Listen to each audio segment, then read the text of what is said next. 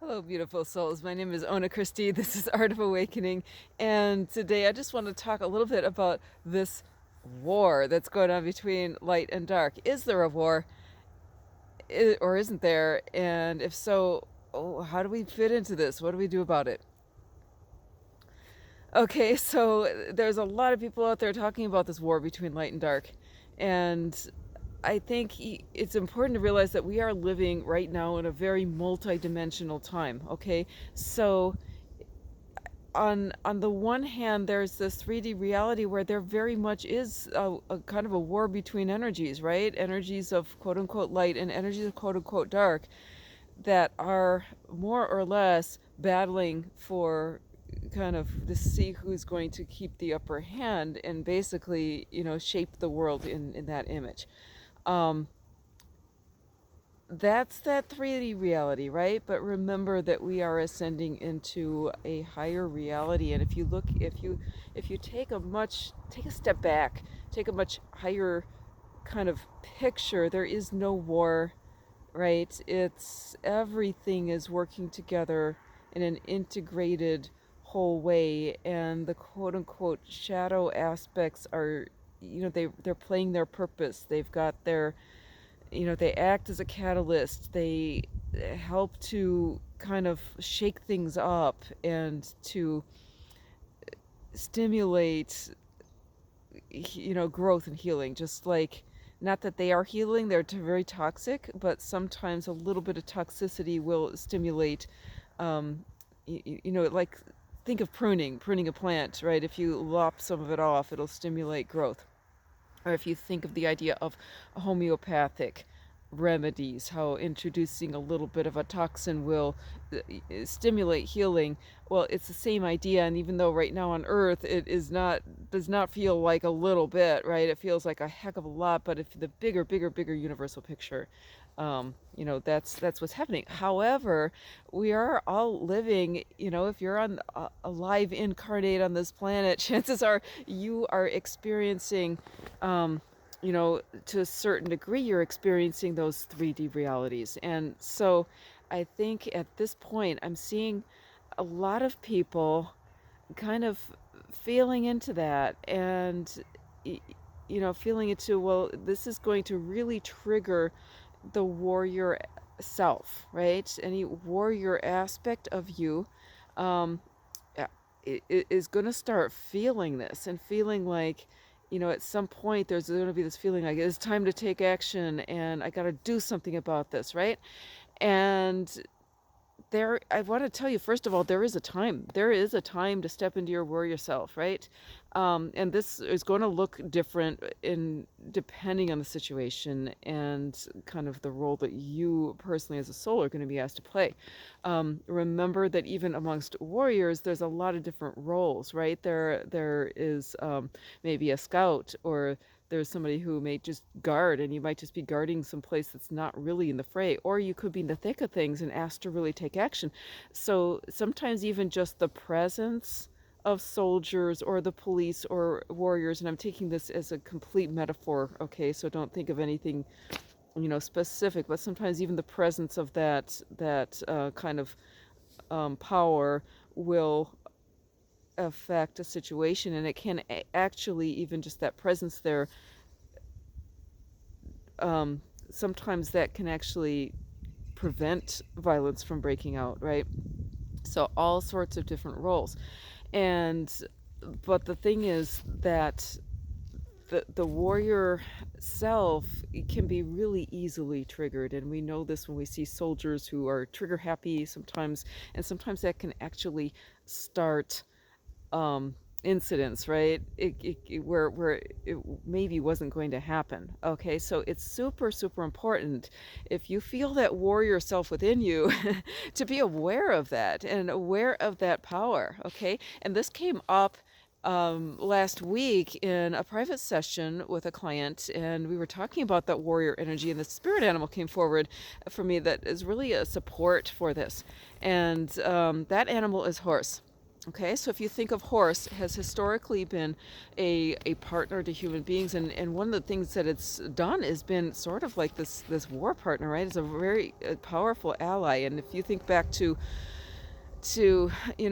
previous centuries, the horse was this amazing kind of it, it allowed an army to be faster and to be a lot more powerful, or an individual soldier, right? But if you think about horses, right, they do have a feisty, fiery aspect, but they are also a prey animal, right? So they're very, very, very sensitive. And so it's not necessarily natural for them to be in the middle of a battleground, right? And so, in order for a horse to be a battle horse, right, to be one that would actually assist, it had to be trained. It had to be pretty extensively trained. Now, there's a couple ways you can train a horse. You can train it through fear. I mean, there's a zillion ways to train horses, but a couple main different philosophies. One is fear and breaking its spirit, and the other is understanding and compassion and gentle but firm, loving guidance, right, in order to create a partner out of that animal, and have it really want to work with you, right, and touching that animal's heart. Okay, two very, very different ways. And so if we think about how we treat ourselves, right, and our powerful kind of horse energy, of that warrior energy that can tap into that, are we treating ourselves with compassion? Because sometimes there's this feeling like I'm here for a purpose, and I gotta do it, and I'm not doing anything, and it's time, and oh no, I'm gonna sometimes it's easy to beat up on yourself. It's like, why haven't I done more? Why can't I get my feet off the ground? Why can't I get traction? And if you're experiencing this, it may be just sort of like, let's take a look at, how you're actually speaking to yourself, right? Is this a shame, guilt, fear, get off your butt kind of thing? Or is this a, hey, you can do it, get off your butt thing? Or maybe it's even, consider this: in order for a horse to be useful in battle, it has to learn to stand still, and it has to learn to be able to still itself enough to be grounded and stable for that rider, and to still be able to listen to that rider and have that connection no matter what's going on around it. And if you think about old, the old style battlefields, where there was all sorts of chaos, and horses and people, chariots, whatever, running around, arrows flying, maybe later on things exploding, men, warriors yelling, men and horses screaming, right? It was horrible. It was like a just very chaotic, and you can imagine that every nerve in that animal would be screaming, just get up and run, right? Because they are a prey animal. And so a well-trained battle animal would have to be able to overcome its instinct and actually listen to the rider and react and act as a partner. Okay, and this is what we need to work on within ourselves in order to actually utilize that warrior energy within ourselves. It's really imperative that we learn to come to stillness, and to be able to still ourselves enough to listen to that still small voice, and consider, it's like the still small voice is like the writer, who's really a puny little thing, right? In amongst this whole cacophony of stuff going on around us, right? And it was really brought home to me today. I had a little bit of a run-in with the medical establishment, because my neighbor went in for surgery, for hernia surgery, and I brought her into town because her husband's blind and can't drive. She's the driver in the household, and so I brought her in and dropped her off, and it turned out they kept her overnight, and So I had to call in this morning, and I didn't have a bad number or anything, and it was like the runaround was crazy. And the whole, even just when I dropped her off, the whole, like, the energy of this place was just incredibly, to me it was hostile and very sort of like anti-healing, right? And this is a medical establishment. It's, I have my hats off to you if you are a nurse or a healthcare worker and you're working in that environment and bringing your healing self into that environment. You are on the front line, literally. I mean, I have so much respect for you if you are, you know, a nurse or other person who's actually bringing healing energy into there, because it is, oh my God, that's, I mean, if there's ever a battleground, it's our hospitals. And that's, to me, it's such a tragedy, but it's something that we're all working to overcome. Okay, that's the battle. That's the real battle. The virus is not the battle. The virus is not the enemy. The enemy is this energy of crisis, this energy of chaos, this energy of you know, anti-life that we're all, you know, we're all dealing with right now. And the antidote is not, sometimes there's ways that we fight, but the antidote that I see it is not actually to fight. It's to come to stillness and to begin to, because understand that we've got this 3D stuff, which is all about the fight, and then we've got the higher consciousness, which is really about expanding and building a beautiful new earth, right?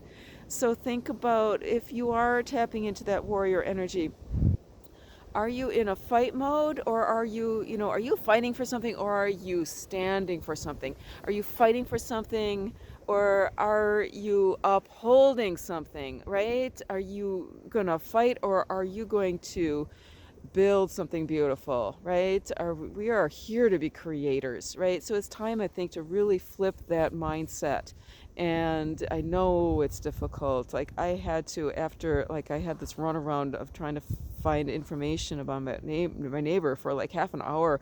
You know, I had calls cut off, hung up, you know, very stressed out people, the beeping in the background, all the hospital noises. It was enough. Like, I've done a lot of work on myself, and I'm usually pretty able to stay grounded, but oh my gosh, I had to just like breathe afterwards and go work with my plants and come out here in the woods, because it was incredible. And I know we are all, no matter where you are, we are all dealing with this energy at some point in, you know, in our daily lives, and you know, to certain extents. And so this is why I'm doing this video today, just to kind of bring to awareness that this energy is out there, that yes, we are here to to bring in something new, something different, something that's going to be, eventually, we are here to build a beautiful world that is not based on crisis, right? And but to do that, we really, it starts within.